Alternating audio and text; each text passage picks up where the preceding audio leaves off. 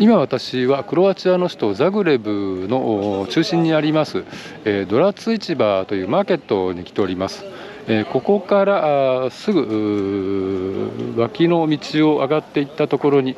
ザグレブのシンボルでありますザグレブ大聖堂というのがありますので、今日はその周辺を散策してみたいと思います。では行ってみましょう。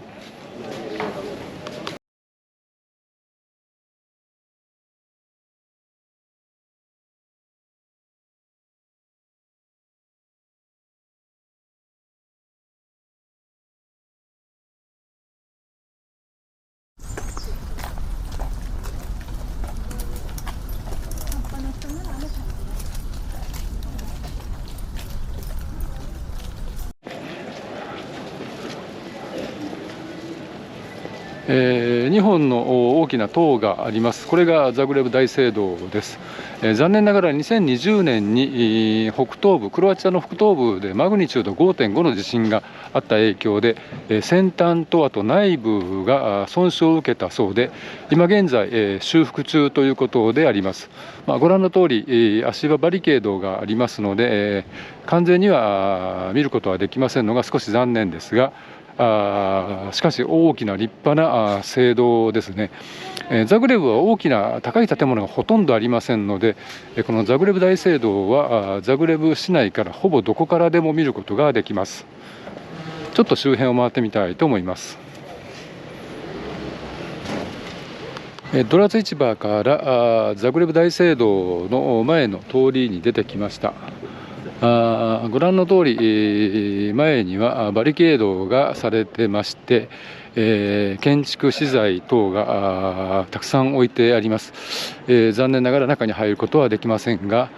しかし先ほど申し上げましたが非常に大きな立派な教会ですね。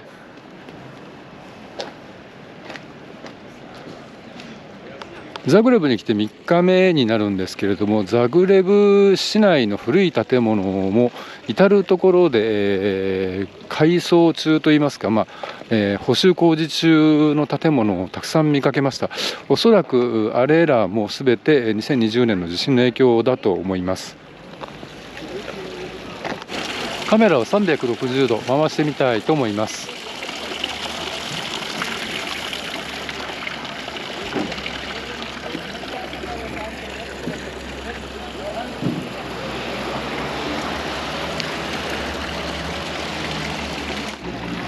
本当に、古き良きヨーロッパという感じで、非常にいい雰囲気ですね。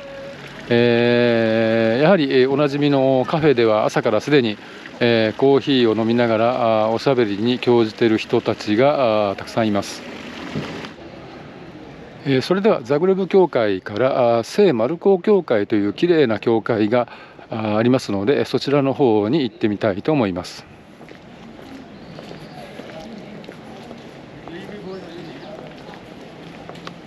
右手にドラツ市場を見ながらこちらの道を入っていきたいと思います。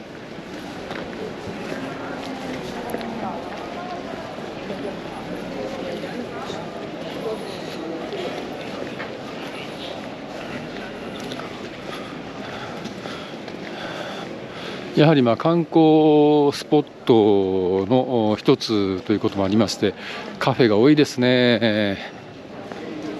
私も昨夜ですね、夜ザグレブ市内を散策したんですけれども、カフェでビールを一杯飲みました。なかなか座ってビールを飲んでいると雰囲気もあって非常に気持ちがいい、心地よい場所だなというのは実感しています。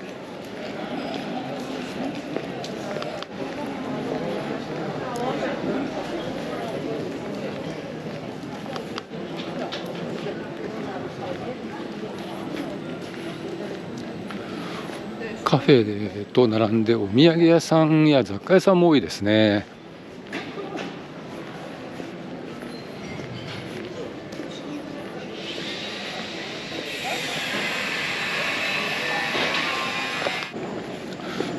以前の動画で、プラハの時ですけどもにも言いましたが、ヨーロッパの旧市街というのは本当に道が分かりにくいですね。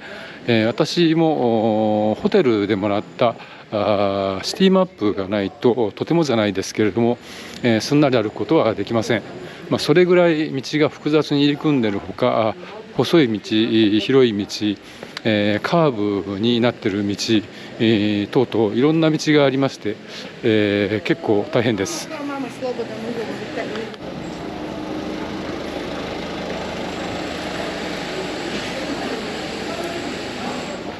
地図によりますと、この細い道ですね、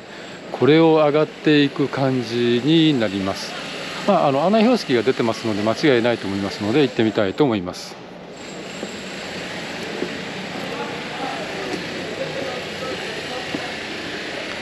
地図にもありましたら、ここからは上りの階段ですね。頑張って登りたいと思います。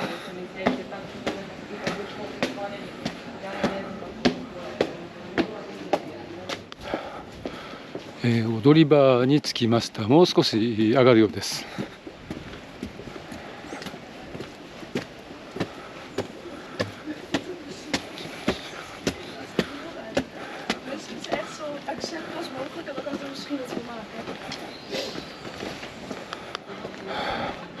もうすぐですね。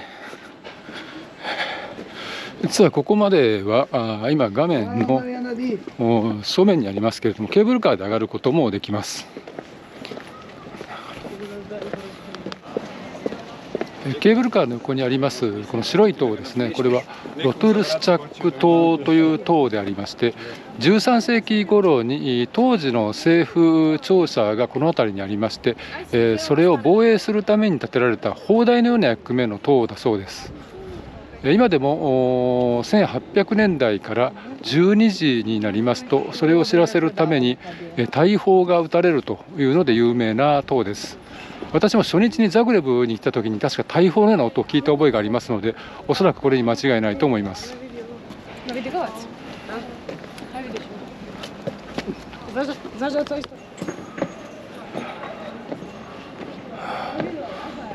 白い綺麗な塔ですね。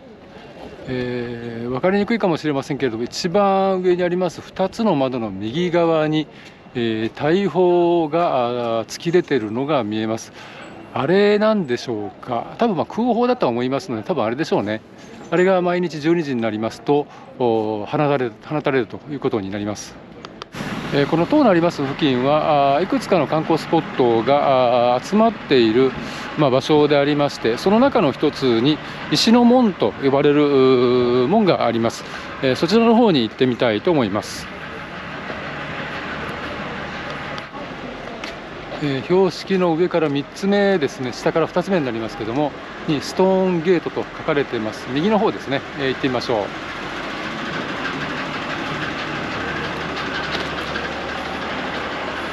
う。やはりこの辺りの建物も2020年の地震の影響を受けたのか、修復中の建物が多いですね。本来はもう少し綺麗な分かりやすい道なんでしょうけども、あちこちで工事をしてますので非常に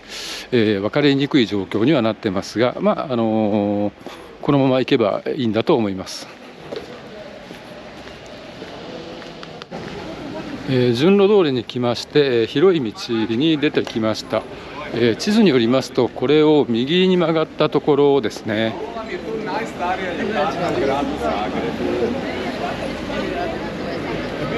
学生の集団がいますのでちょっと避けていきたいと思いますが、こちらが石の門ですね。先ほどの塔でも話をしましたが、13世紀頃からこの辺りは当時の政府の要所、政府機関の集中するところでありまして、この門を含めてこの辺りには当時城壁があったそうです。でその城壁の名残の一つがこの石の門ということになっております。中には聖母マリアを祀った礼拝堂が小さいのですけども、ありますのでちょっと行ってみたいと思います。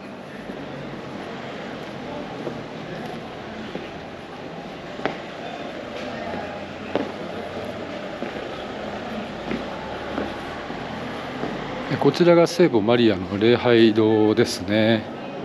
本当に門の真下に壁をくり抜いて作られた祭壇と、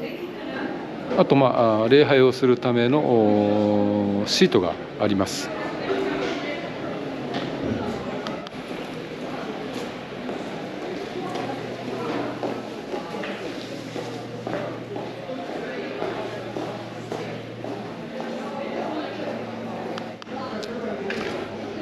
中で90度曲がっている門になりますね。そんなに広いスペースではありませんけれども、ちょっとひんやりして静かで雰囲気のある場所です。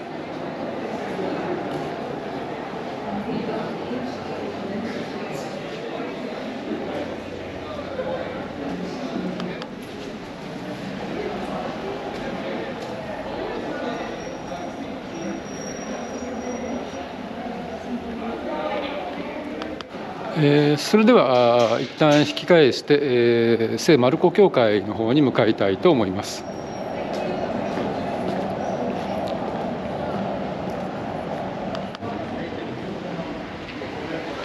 石の門を背にしまして、まっすぐ歩いて行っております。すぐそこに聖マルコ教会があるはずです。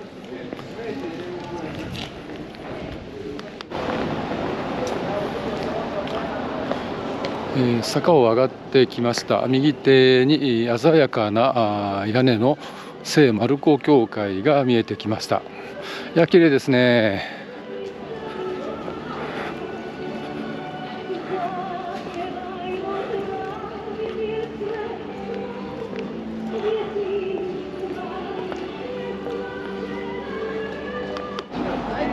この聖マルコ教会の特徴はご覧の通り、モザイク状の美しい屋根ですね。本当に鮮やかで綺麗です。で、屋根には2つの紋章があります。向かって左側が3つの紋章が合わさってるんですけれども、これはクロアチアの前身の3つの王国のそれぞれの紋章です。で、右側の紋章がザグレブ市の紋章というふうになっております。で、この辺りは国会議事堂など政府の機関が集中しているエリアでもあります。現在工事中のようでバリケードがされてますので、おそらくこれも地震の影響じゃないかなというふうに思います。カメラを360度回してみたいと思います。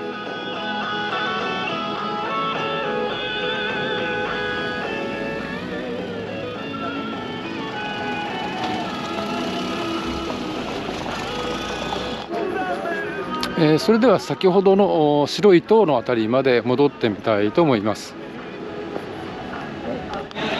昨日は小雨混じりで肌寒い曇りがちな天気だったんですが、今日は打って変わって本当にいい天気で散策にはもってこいの日になりました。実は今日がザグレブの最終日で、この後夜行バスで移動するんですけれども、最後にこの天気に恵まれて本当に良かったと思います。先ほどからご覧のような学生の集団に3回ぐらい出くわしました。おそらく遠足か社会見学の場所になっているんだろうと思います。ケーブルカーの乗り場と白い塔の横まで戻ってきました。ここにはちょっとした展望台がありますので、ちょっと行ってみたいと思います。ロトルスチャック島の前の展望台にやってきました。ご覧の通りこちらからザグレブの市街地が一望できます。いや、本当に天気も良くて綺麗ですね。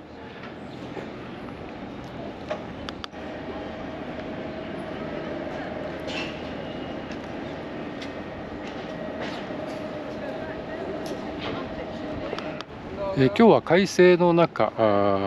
ザグレブ大聖堂、ロトルスシュチャック島、石の門、そして聖マルコ教会を散策してきました。本当に今日は天気が良くて最終日だったんですけども、晴れて良かったと思います。今日の動画は以上にしたいと思います。ご視聴ありがとうございました。